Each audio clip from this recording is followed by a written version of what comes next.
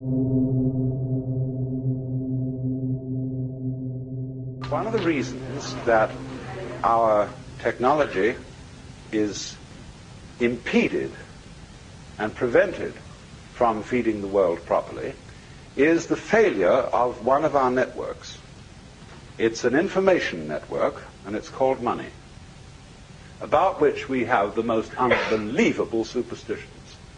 Money is a major obstacle to a proper development of technology, enabling it to do what it is supposed to do, that is, to save labor and to produce goods, services, and so on adequately.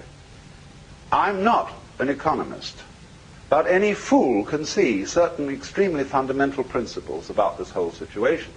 That money is a circulation of information, and in itself has no value. What happens then when you introduce technology into production? You produce enormous quantities of goods by technological methods. But at the same time, you put people out of work. You can say, oh, but it always creates more jobs. There will always be more jobs. Yes, lots of them will be futile jobs. They will be jobs making every kind of frippery and unnecessary contraption. And one will also at the same time have to beguile the public into feeling that they need and want these completely unnecessary things that aren't even beautiful. And therefore an enormous amount of nonsense employment and busy work, bureaucratic and otherwise, it has to be created in order to keep people working. But the basic principle of the whole thing has been completely overlooked. That the purpose of the machine is to make drudgery unnecessary. Good afternoon, good evening, good morning, everybody. This is Peter Joseph, and welcome to episode 27 of Revolution Now. The date is August 13th, 2021. This podcast is usually uploaded every Wednesday Pacific time, but upload dates tend to bounce around a little bit these days, and I appreciate everybody's patience in that regard. The opening audio was from Alan Watts, a Western philosopher from the 1960s, who had wise intuitions in regard to many social phenomena. Definitely a counterculture icon, and when you look past some of the vague, fluffy language and institutional associations, when it comes to free creative thought, Watts is always delightful to read and listen to. Very in tune with what has been happening in the world in many ways. And he touches upon a few things that are a good setup for the main purpose of today's podcast, which is about the endogenous nature of capitalism as a system and why the system seeks to expand or grow, like, effectively, cancer, by force of its very structure, combining procedural, cultural, and psychological incentives. Meaning, when people speak today about economic growth, as is very common in the news media, reports on jobs and GDP performance have served as barometers of economic health. Fortunately, at least at a minimum, there is an emerging subculture in the sustainability community that does see GDP as a false correlation for social well-being and, progress. And I guess that's a step in the right direction. But the observation isn't acute, as such analysts tend to not understand what they're talking about when it comes to why growth is of interest at all in the deepest structural sense. Some even imply that our growth-based economy is a kind of social decision, and we can just kind of change our attitude and change that process within the structure of capitalism, the degrowth movement, as it were, which, of course, is completely delusional. You can't have market economics without the drive for cancerous growth on the system level. It's inherent or endogenous to it. One fallback is, well, okay, population keeps growing, therefore the economy must keep growing, and there's your connection. But that's actually a very small attribute of it. Even if population did not continue to grow, the growth imperative of market economics would still prevail. And generally, not to jump ahead, we see the pattern of seeking growth mainly because of the circular nature of the consumption to labor cycle. If there's no demand, there is no job, and if there's no job, there's no way to get purchasing power to spend back into the system, keeping everything going in an infinite loop. I've always referred to this as the cyclical consumption process by which the entire economy of global capitalism is powered. And again, I'll talk about that a bit more in a moment, in combination with many other forces which push for expansion and growth, in contrast to what's really required in all systems that exist, that persist, and that is a steady state equilibrium, a steady state economy that is strategically organized not only to meet the needs of civilization, but also maintain homeostatic balance with the ecosystem, while also, of course, maintaining balance with our shared needs and basic nature. There is such a thing as a toxic sociological condition, even though people like to look the other way, a condition that harms people on average on the population level. In that, from an epidemiological public health perspective, you have to pay attention to the average conditions that add or detract from public health. In that, and I know I've talked about this before, but it's worth pointing this out in context here, a population with great socioeconomic inequality is one with a destructive precondition that leads to many negative health outcomes. We sacrifice the positive and stabilizing health attributes we could have if we had a more egalitarian society, and provably so, literally for the sake of economic growth, resulting in great imbalance due to the lack of access and deep inequity spread across both domestic societies and across nation states, and this produces instability. Overall, as this podcast has repeatedly emphasized, the two greatest concerns facing us as a species are the continued growth of socioeconomic inequality, which results in a spectrum of destabilizing disorder, coupled with a synergistic link to the second concern, which is the ecological crisis, which has shown its cards quite clearly in recent times with the acceleration of pollution-driven destabilization in the atmosphere, which is just, mind you, one of the many ecosystem breakdown points humanity is faced with.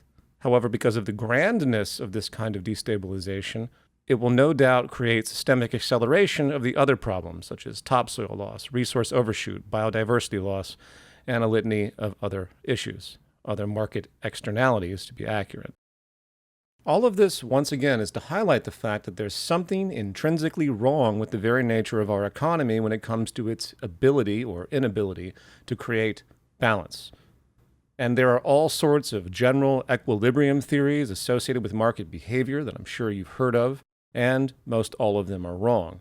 Idealized and abstracted utilitarian equations that consider rational models of human behavior, along with base dynamics between, say, supply and demand. Abstractions literally existing in a vacuum, like a feather falling with a bowling ball in a Newtonian void. The real world requires real-world analysis, hence the role of systems science and understanding the nature of complex adaptive systems in life, which is what our economy is.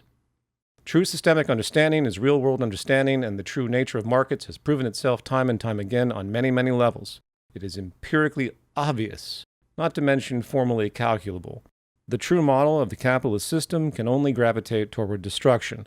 It only moves toward imbalance on almost every single level. It can't self-regulate in a way that even approaches basic balance, and hence it is invalid as a system. It is not viable. Take the very idea of supply and demand itself, one of the most upheld ideas of self-regulation, an ostensibly balancing feedback mechanism that should limit abuse of resources in terms of scarcity at a minimum. If you use too much of something, the stock becomes scarce, the price will rise against demand, and that rising price will slow resource use, and hence equilibrium is sought. It follows in theory that price should find a balancing point between supply and demand, and the balancing price should mirror the Earth's natural regenerative state, right? But of course, that's not even close to the reality. And there are many reasons for that, but one of the more interesting ones has to do with the emerging plutonomy. Plutonomy meaning a society where wealth is mostly controlled by a small few with great opportunity, where economic growth becomes dependent on the same wealthy minority. This inequality allows for behaviors that completely thwart the already weak effectiveness of the latent supply and demand phenomenon. If we deplete, say, the world's tree resources, with prices rising to levels the average person can't afford, the rich still have the capacity. The rich have the capacity to override scarcity-driven price, voiding the purpose, and they do. Hence, there is a connection between wealth inequality and lack of equilibrium in a feedback relationship. If society was more egalitarian, the supply and demand equation would create a more useful outcome. And one of the things that amused me a little while back here in Los Angeles is during a severe drought years ago, people were fined for watering their grass and outdoor plants. Logical, right? We're trying to preserve water. So what did the rich in Beverly Hills do? They continued to water their gardens, and they just paid the fines like another utility bill. Moreover, supply and demand is also subject to interference with state subsidies, such as with the endless oil industry. And this constant feature of state capitalism exists to preserve existing institutional power under the guise of too big to fail.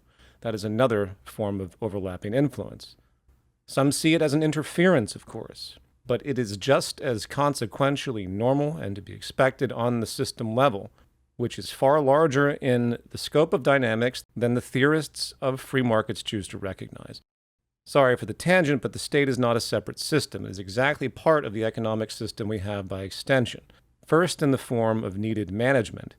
Management, of course, which is also influenced by markets, forever making management and policy subject to special interests, and hence it's utterly cronyistic, if you will. But that is not a corruption. That is simply the natural dynamics of the way the system works. And on that note, as an aside, I'm sure many have run into people who say something like, oh, but we just don't have capitalism, and only if we did. Very common on the libertarian side, or modern libertarian side of the spectrum, that supports free markets and sees any interference by way of regulation in government as the core inhibiting social problem. If only the markets were allowed to self-regulate without interference, everything would work out. The laissez-faire approach, which is absolutely preposterous. But it is true that from a certain perspective, at least, we do not have capitalism in that regard. We do not have capitalism because we do not have an open, pure free market, which is the foundation of the ideal, regardless of what the free market would do in the end. Which leads me to the other side of the perspective, say a more Noam Chomsky-esque perspective, as he has commented in many interviews on the issue. Yes, we do not have capitalism. We have to have a regulatory support for it that nullifies its definition in theory because it's impossible to have pure capitalism or pure free markets.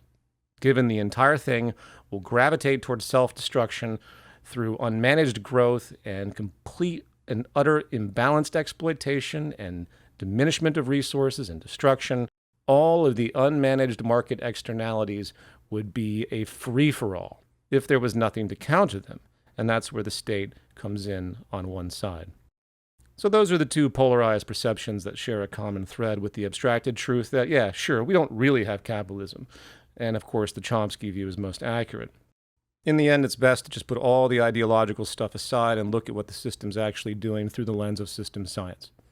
Again, the state institution and state power exists to regulate markets through laws and agencies, not as a separate system, but as a required method of management born out of the system to preserve the market economy and all of its lack of self-regulation, its lack of viability once again. And I wish to reemphasize the punchline of the whole thing, and that is the method of management, political power, is invariably and inherently subservient to the internal dynamics of market behavior. The government is run through market behavior, and all the actors become agents of those who have achieved market-based power. Corporations are a priority in the system, not people.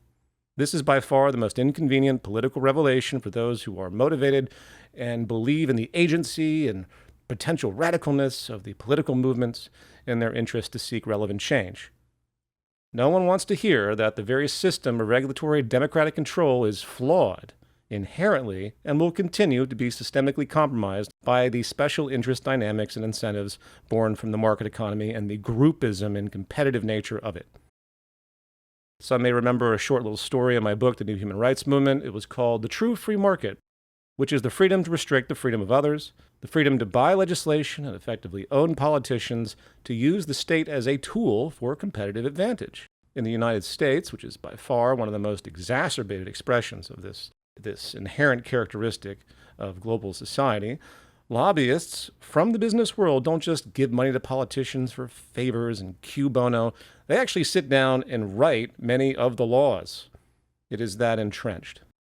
And once again, it's not corruption. Corruption means something's gone wrong in the system. This is what the system does. It's objective unfolding. The system is what the system does, not what we hope or think it should do.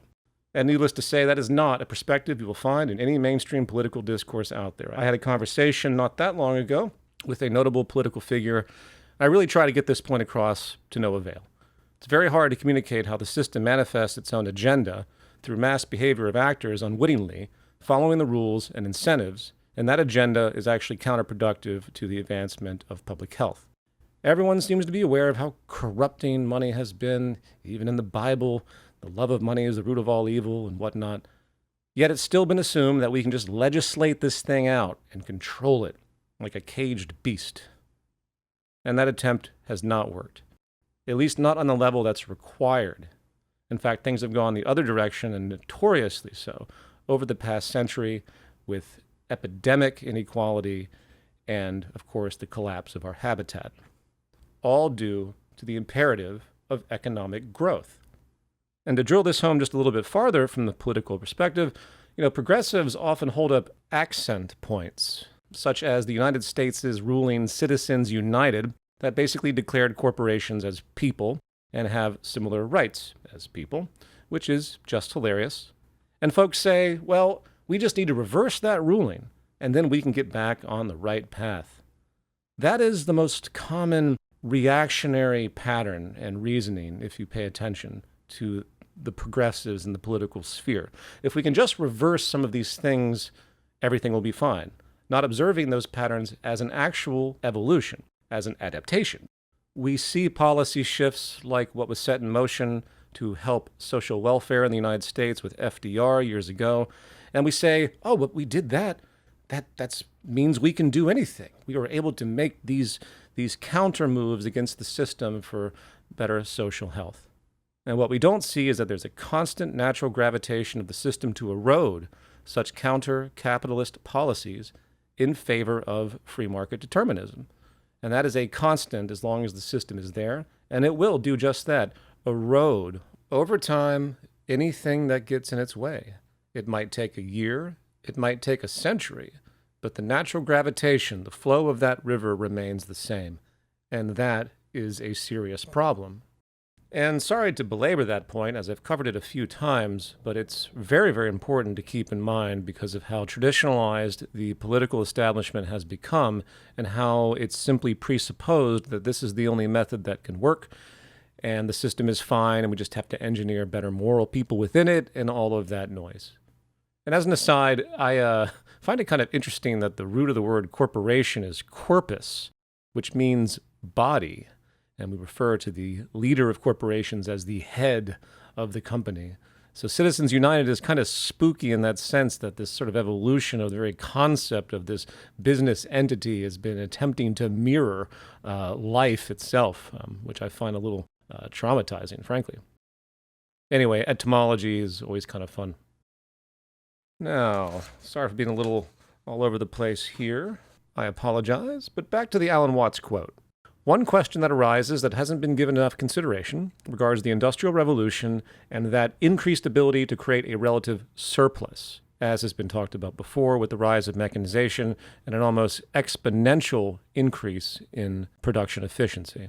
And the question becomes, why didn't things go a different direction when it comes to how we think about labor and general social support? In 1930, economist John Maynard Keynes wrote a very unique essay called Economic Possibilities for Our Grandchildren.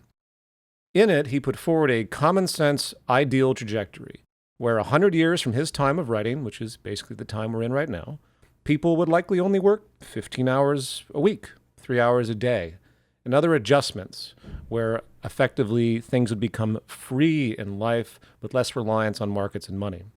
He observed, as Alan Watts did, that the fruits of technological efficiency through mechanization and beyond, born from the Industrial Revolution, would be about the abundance, capacity, and strategic nature of that efficiency as the defining socioeconomic attribute.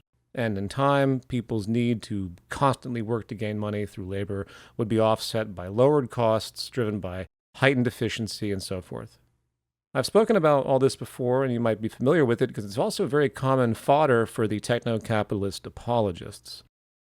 Techno-capitalist apologist, meaning people that think market capitalism will evolve on its own without any need to organize it, or guide it, or stifle it, into a more egalitarian and balanced system because of the rise of dematerialization and other characteristics where the need for monetary exchange and trade becomes increasingly obsolete.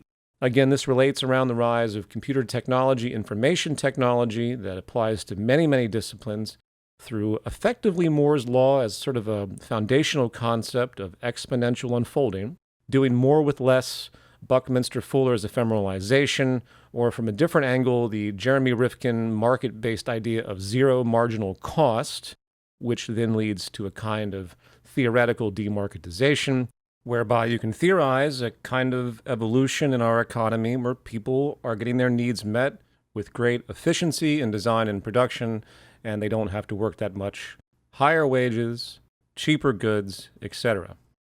And it's common sense that this should have been the trajectory if the interest was to take care of everyone once again, while reducing stress and removing that need to submit to a job to survive. But that's not the reality that we've seen, of course. Today, people work more than ever. And for what? Artificial innovation? No, for economic growth. We have not solved, say, for example, the global poverty problem. We have simply generated short-term improvement because of the overall industrial efficiency happening in the system, including the improvement of communication and market networks that, quote, raise all boats, if you will. The boats of the poor, of course, at the very end of the spectrum to be raised, do so ever so slightly, and then give the illusion that somehow the system is self-correcting, resolving the poverty that it actually created to begin with. Anyone that tells you that capitalism has taken X number of people out of poverty doesn't understand where poverty came from, nor do they understand the temporal nature of what has occurred. It has been a grace period of sorts, an optical illusion, a mirage. The reduction of poverty over the past 50 years has been a positive side effect of rampant and destructive consumer production for the sake, once again, of economic growth. And it's not going to last, it's going to reverse because the walls are closing in, and it has to. It has to reverse because the trend can't be sustained, but that's for another conversation. So as I detail in my book, upon the Industrial Revolution, the need for increased consumption became evident in order to keep money moving to power jobs. The system has no use for surplus. The game rules are set. This then resulted in a huge PR campaign that many are not aware of to associate buying and consuming with personal identity, creating consumer culture around self-worth, social status, and a diluted sense of personal freedom, the American dream, in fact. John Maynard Keynes, his idea and the rhetoric of the techno-capitalist apologists today engage in myth-making through a lack of understanding of the resilience of the market as a system. Resilience coming in the form of constantly seeking new things to buy and sell, expressing the anti-human, antithetical nature of the system, where to meet needs, to have people happy, to make people free, is to be thwarted in favor of keeping the system busy with more and more production and consumption. It is not going to tolerate in the fundamental endogenous growth ethic the reduction of economic turnover, which of course would be a wonderful thing as we meet human needs directly without the perpetual need for endless competitive trade, growth, and submission to labor once again. And it's an excellent turning point to highlight this transition point where things really could have moved in a very rational direction in terms of meeting human needs and becoming sustainable. But once again, it goes against the very nature of the economic system. Yes, we could have made water, food, energy free, transport free. We could have done things to relieve stress and exponentially increase public health and create a more egalitarian and healthy society. But the system had to go another direction. Why? Because that's what the system does. Technical efficiency is the enemy of market efficiency. Market efficiency has no interest in abundance because it reduces engagement. There is simply nothing within the organic system structure that wants degrowth or balance. Now, moving on to the final section of the podcast, why is all of this? Aren't we in control? What are the dynamics that take mass human behavior and continue to produce this broad system-level outcome? What the hell is going on? Back to the Alan Watts quote once again, he predicts what David Graeber called the rise of bullshit jobs, for those that are familiar. Occupations that are so relative to themselves and contrived, they are technically pointless. And even his analysis was rather conservative. Literally every kind of paper pushing, insurance companies, banks, those huge glass buildings you see when you walk down around any downtown area, buildings that don't produce anything, but they just kind of serve as grease for the market economy, dealing with the results effectively of financialization. which, as described prior, is an evolutionary adaptation of the system to replace tangible work with something else, and hence nonsensical work.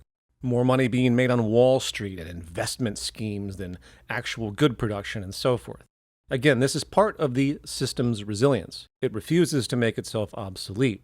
More nonsense jobs, more social psychology perversion to get people to activate their social nature, to want to be more acquisitive and so forth, nullifying the social advantage potential gained from the incredible increase in efficiency that we've achieved. Hey, look, we can create an earthly abundance now based on a reasonable standard of living, solve poverty, and so forth. You could reduce the work week. No, fuck that. I want a new iPhone that can make my pancakes and jerk me off in a much more efficient way. So let's just keep innovating into the ether infinitely as if it's something to be proud about, and ignore the potentials that we have at any given moment. All focused on that constant, infinite drive to effectively succumb to the infinite growth paradigm. And looking at the time here, you know what? I'm going to come back this Wednesday, the 18th, and finish this podcast as a part 2, because it's too much detail to go into based on my notes regarding the major attributes in the system dynamics that create economic growth. I will just comment in foresight that you not only have, first, the interest and debt system, which I've talked about before, both domestically and internationally, which is extremely pivotal in fostering economic growth constantly, and the infinite growth paradigm, which is also endogenous to the system and not some contrivance, as many people have argued.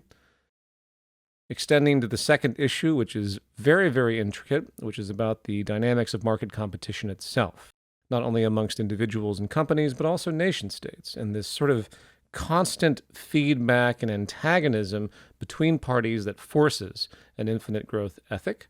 And then third, returning back to the subject I've covered many times in this podcast and in prior writings, the phenomenon of cyclical consumption, the core root, the fixed nature of our system, which is labor for income. And in that, there's a compulsory innovation process. Innovation, once again, not necessarily being a good thing, that literally extends market interest and activity into infinity, because literally everyone is sitting around trying to figure out how to get somebody else to buy something from them. Long story short, going back to my original premise, you can't take out the soul of the system, and the soul of this system is the constant, infinite drive towards growth, which is literally a cancerous phenomenon. All right, folks, I'll talk to you this Wednesday for part 2. I appreciate everybody's support. This program is brought to you by my Patreon. And to update, my lecture is still in development, but it's getting better and better. I'm glad I've taken the extra time, and I'll be updating everyone with that as well. And thank you again for your patience. All right, everybody, take care out there. Be safe. Talk to you soon.